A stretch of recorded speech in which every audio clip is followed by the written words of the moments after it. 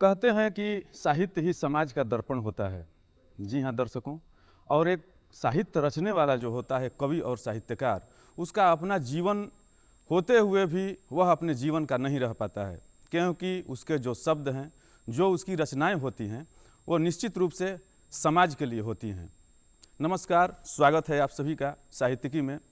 दर्शकों, समाज और साहित्य का जो संवर्धन है वह साहित्य से ही है, और ऐसा हम अभी के समय में नहीं, सदियों से ये देखते आ रहे हैं कि जो हमारे कवि, रचनाकार, साहित्यकार हैं, तो उनकी जो विधाएं होती हैं, जो रचनाएं होती हैं, वो साहित्यिक रूप से इतनी परिपक्व होती हैं कि उनसे समाज को एक नई दिशा मिलती है। तो आइए आज हम इस पर एक परिचर्चा भी सुनेंगे, और परिचर्चा के बाद जो हमारे मेहमान हैं उनसे काव्य पाठ भी हम सुनेंगे। तो सबसे पहले हम परिचय कराते हैं अपने इस साहित्यिक मंच पे पधारे हुए मेहमानों का। वरिष्ठ कवि और राष्ट्रीय कवि संगम से जुड़े हुए जिला बक्सर, ग्राम ब्रह्मपुर के वरिष्ठ कवि रत्नेश ओझा राही जी का, जो एक वरिष्ठ कवि हैं और कई पुरस्कारों से सम्मानित हो चुके हैं। राही जी, आपका कार्यक्रम में हार्दिक स्वागत है। दूसरे हमारे जो मेहमान हैं कुमार सुंदरम जी, ये भी एक वरिष्ठ कवि हैं और कई इनकी कविताएं राष्ट्रीय फलक पर पुरस्कृत हो चुकी हैं। आपका भी हार्दिक स्वागत है। सबसे पहले राही जी, जैसा कि मैंने कहा कि जो हमारी आज की परिचर्चा है, सबसे पहले कि साहित्य और समाज, जो साहित्यिक पृष्ठभूमि के लोग होते हैं, उनके जो शब्द हैं, हमारे समाज का संवर्धन किस तरह से वो कर रहे हैं? जी, बहुत अच्छा प्रश्न आपने किया।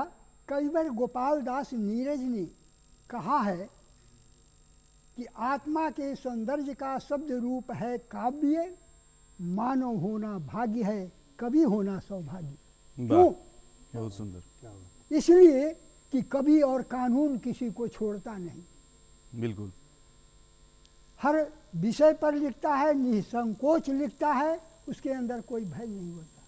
कवि ही है जो बुराइयों को मिटाने और अच्छाइयों को लाने के लिए अपनी कलम से, अपनी लेखनी से जो समाज को देता है, इससे समाज को ऊर्जा मिलती है। मुझे विश्वास है कि मेरी साहित्य जो सदियों से जीवित है और आगे भी जीवित रहेगी। तो 2026 शुभागमन से खुशी आ गई, यहाँ वातावरण में खुशी छा गई। वाह, खुशी का वर्णन कितना करूं मैं। 2026 शुभागमन से खुशी आ गई, यहाँ वातावरण में खुशी छा गई। खुशी की बारिश इतनी हुई कि सुखी धरती में नमी आ गई। बहुत सुखी सुंदर, धरती में नमी आ बहुत गई। सुंदर। प्रेम का बीज बोले, प्रेम का बीज बोले, दिल की गंदगी को धोले, अब गले मिलने की घड़ी आ गई। खुशी का वर्णन कितना बहुत करूं खूब। मैं, खुशी देखकर खुशी आ गई। तो जैसा कि सुंदरम जी सर अभी ने कहा कि शुभ घड़ी को देखकर खुशी आ गई, तो हमारे जो साहित्यिक शब्द हैं, और जैसा कि मैंने कहा शुरू में कि जो हमारे रचनाकार होते हैं, वो केवल उनका जो जीवन होता है वह समाज के लिए ही समर्पित रहता है। तो अभी का जो वर्ग है, अभी की जो युवा पीढ़ी है, वह साहित्यिक परिपक्वता कितनी है, और उस परिपक्वता को परिभाषित करने के लिए जो शब्द हैं, वो अभी के दौर में क्या मायने रखते हैं? आज के आधुनिक दौर में डिजिटल क्रांति के आने के बाद सोशल मीडिया ने साहित्य को एक बहुत बड़े आयाम से जोड़ा है। जी। विगत वर्षों में हम लोग देखते आए हैं, जब यह टेक्नोलॉजी नहीं थी जी। तो विभिन्न मंचों पर कवि, लेखक अपनी पहचान के लिए बहुत संघर्ष करते थे। लेकिन आज इस छोटे से मोबाइल ने साहित्य की पहुंच को जन जन तक पहुंचाया है, और आज वो अपने प्रदर्शन के लिए किसी वक्त का, किसी पहर का मोहताज नहीं है। और जो ही मोबाइल पर उसकी उंगलियां चलती है, साहित्य सृजन के एक से एक फलक उसके सामने होते हैं। मानवीय संवेदनाओं के विविध रूप आज मोबाइल ने बहुत ही सहजता से लोगों तक पहुंचाया है। और इसके साथ एक जिम्मेवारी भी है, जी क्योंकि ये हमेशा आग है, आविष्कार है, मनुष्य के जीवन को बदला है, लेकिन आग के साथ सुरक्षा के भी नियम तय हैं। ऐसी परिस्थितियों में युवाओं की यह जिम्मेवारी है कि वह मानवीय संवेदनाओं के साथ, उसके साथ जो कहीं न कहीं त्याज्य जो विवरण हमारे सामने आ रहा है, उससे अपने आप को बचाना है, जी क्योंकि समाज में अराजकता को कभी साहित्य के साथ नहीं जोड़ा जा सकता। बिल्कुल, बहुत तो सुंदर निश्चित रूप से सोशल मीडिया ने ये दोनों भूमिकाओं को बड़ी ही बेहतरीन ढंग से प्रस्तुत किया है, और मैं समझता हूँ कि पानी, आग और जितनी भी व्यवहारिक चीज़ें हैं, उसके साथ सुरक्षा करना भी आपकी अपनी जिम्मेवारी है। जी बिल्कुल, आपने बिल्कुल सही बात को यहाँ प्रमुखता से इस बात पर बल दिया कि सोशल मीडिया के इस दौर में जो साहित्यिक पृष्ठभूमि से जुड़े हुए लोग हैं, उनकी भी जो परिपक्वता है वह पहले से ज़्यादा मुखरित हुई है। तो हम अब चाहेंगे कि राही जी, आप जो आपकी जो काव्य पृष्ठभूमि है और जिस धरती से आप आते हैं, बक्सर बिहार, जो बाबा ब्रह्मेश्वर नाथ की धरती है, तो हम चाहेंगे कि आप अपनी काव्य से समाज का एक ऐसा संदेश दें ताकि जो हमारा समाज है वह पूरी तरह से एक संस्कार और जो परिपक्वता होती है, जो शब्दों की मर्यादा की, वह एक संदेश जाए आपके कविता के माध्यम से। देश है तो हम हैं। बिल्कुल, सबसे पहले जिस देश का मैं खाता हूँ, उस देश का गाता हूँ। तो जिन लोगों ने इस देश को गुलामी से मुक्त कराया, उन पर मुझे कहना पड़ रहा है, गुलामी की जंजीरों से जिन वीरों ने मुक्त कराया, अपने तन का खून बहाया। वाह, गुलामी की जंजीरों से जिन वीरों ने मुक्त कराया, अपने तन का खून बहाया। आज़ादी की धुन थी उनमें, तन को रंग लिया अपने खून में। बहुत सुंदर, बहुत सुंदर, बहुत तन सुंदर। को रंग लिया अपने खून में। उन्हें वंदन अभिनंदन है, उन्हें वंदन अभिनंदन है। भारत है वीरों की धरती, अब भी इनका संगम है। सौभाग्य है इस वतन का, इसी मिट्टी से चंदन है। वाह, इसी बहुत सुंदर, मिट्टी से बहुत बहुत सुंदर, चंदन बहुत है। बहुत अच्छा, वंदन है, बहुत सुंदर। वंदन है, वंदन है, अभिनंदन है। गरज उठी अब भारत माता, गरज उठी अब भारत माता। अत्याचार आतंकी छोड़ो, बिजली का चालित तार हूँ मैं। सटोगे तो मरोगे निश्चित, नए युग का हथियार हूँ मैं, नए युग का हथियार वाह, हूँ। बहुत सुंदर, बहुत बहुत बहुत सुंदर। भेजा तुमको जिसने समझाओ, भेजा तुमको जिसने समझाओ। सीमा लान यहाँ मत आओ, संतोष करो अपने में रहकर, अपने जीवन को शांत बनाओ। वरना संहार कर दूंगी, देवी दुर्गा अवतार हूँ मैं। वाह, सटोगे तो बहुत सुंदर। मरोगे बहुत खूब, निश्चित, बहुत नए खूब। युग का हथियार हूँ मैं, बहुत नए खूब। युग का स्वागत। हथियार हूँ मैं। लक्ष्य हमारा है विकास, लक्ष्य हमारा है है विकास। विकास।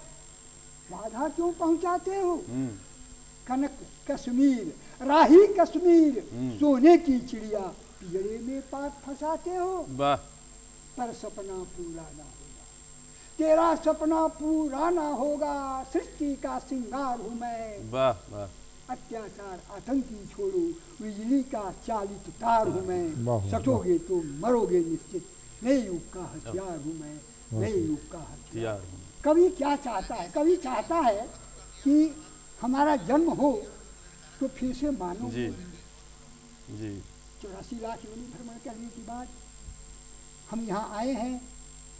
परमात्मा को भी यहाँ आना पड़ा है इस मृत्यु लोक में। तो कवि चाहता है इस मानव में ही फिर हमारा जन्म और हो तो क्या करें क्या नहीं करें, इसी का जिक्र है इस 4 शीर्षक के माध्यम से। शब्दों पर ध्यान दें। जन्म हो मानव के तन में, जन्म हो मानव के तन में, दानव सा व्यवहार न हो। मजहब की दीवार खड़ी, लड़ने को मन तैयार न हो, लड़ने को मन तैयार न हो। वाह सभी संतान एक पिता के, लड़के मंदिर मस्जिद बना के, भगवान का घर, मिल्लत शांति का, आपस में तकरार न हो, जन्म हो मानव के तन में, दानव सा व्यवहार न हो, दानव सा व्यवहार न हो। बहुत सुंदर। जिस वक्त जरूरत रक्त का होता, ब्लड बैंक से आता है, ना जाने किस जाति धर्म का तन खून चढ़ाया जाता है। बहुत खूब। जान बची जिससे जीवन को, समझो वो इंसान का हो, जन्म वाह। हो मानव के तन में, दानव सा व्यवहार न हो, दानव सा। बहुत सुंदर, बहुत सुंदर। शिक्षा हो सेवा के खातिर, समता का अधिकार भी।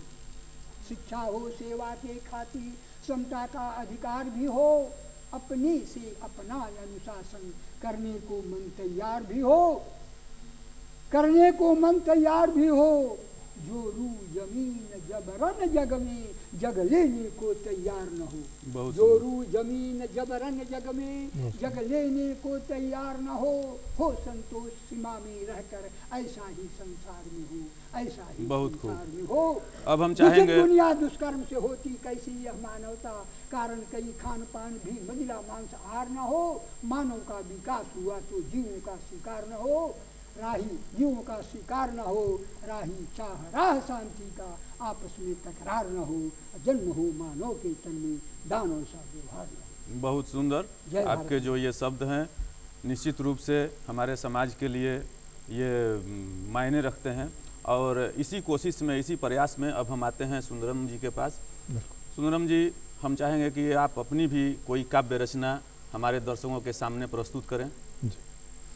आज जो राही जी ने भी दिखाई जी मानवता को, मेरी कविता भी मानवता को समर्पित है। सादर। जुग जुगों से हर सदी का सिलसिला है आदमी, वाह।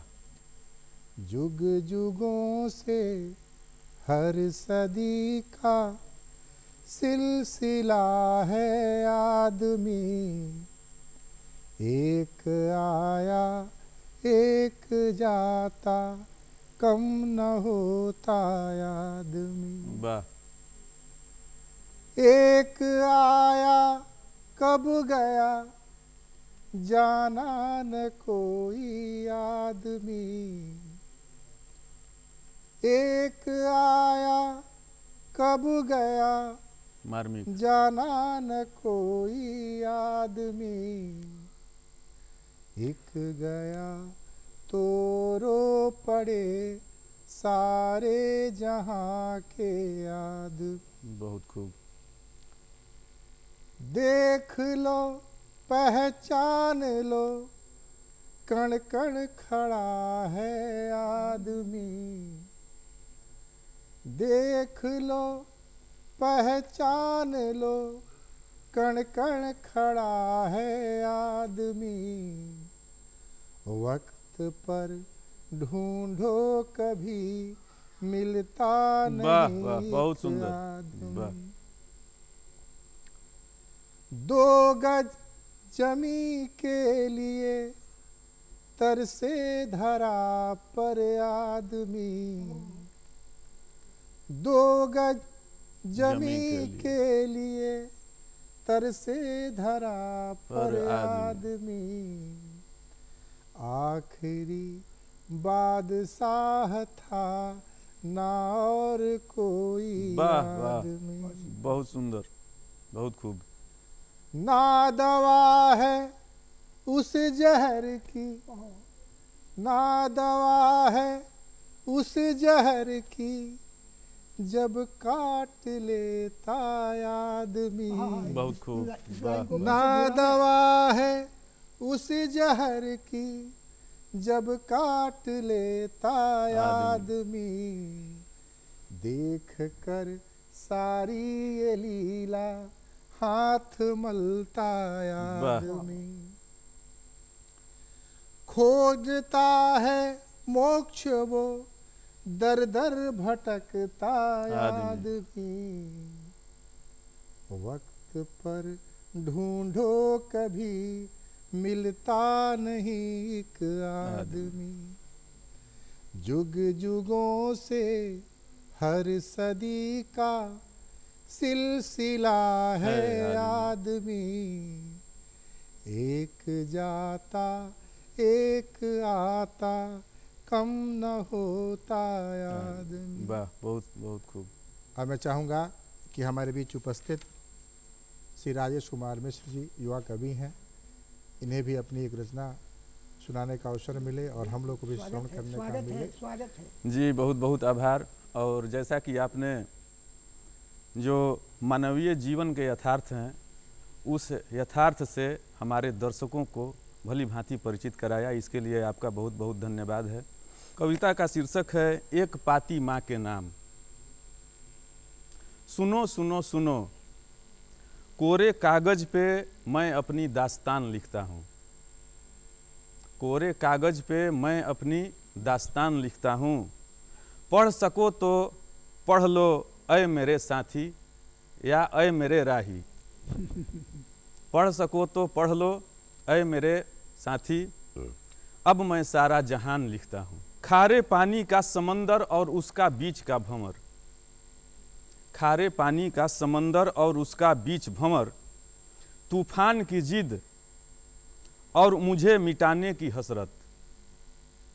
तूफान की जिद और मुझे मिटाने की हसरत, झंझावातों से लड़ते हुए एक पाती मैं अपनी माँ के नाम लिखता हूँ।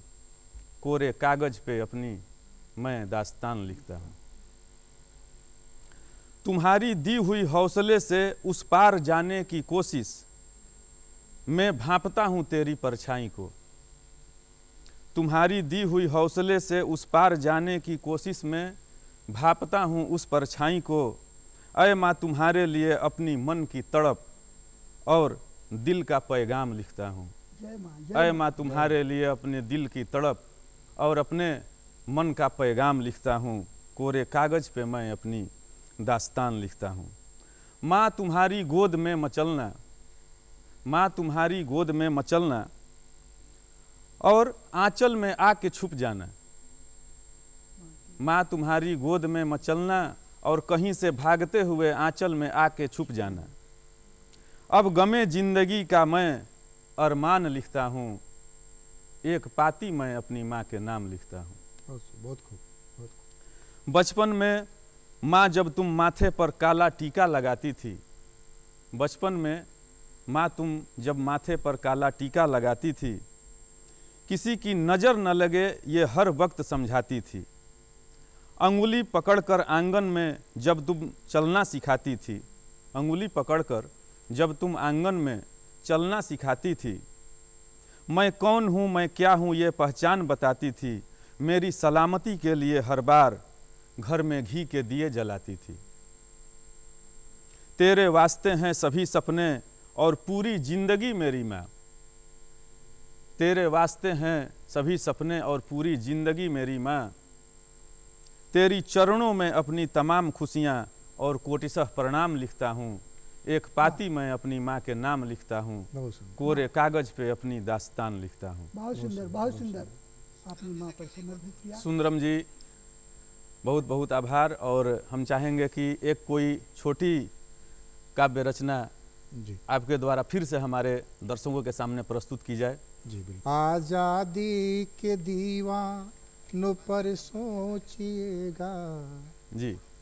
टूटे ख्वाबों के बारे में फिर सोचिएगा। आजादी के दीवानों पर सोचिएगा, टूटे ख्वाबों के बारे में फिर सोचिएगा।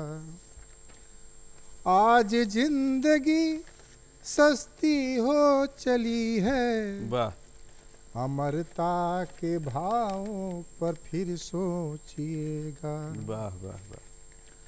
आज लोकतंत्र के नए पैमाने है गढ़ लो, बदलते उसूलों पे फिर वाह, सोचिएगा। बहुत सुंदर, बहुत सुंदर। अभी इंतहा है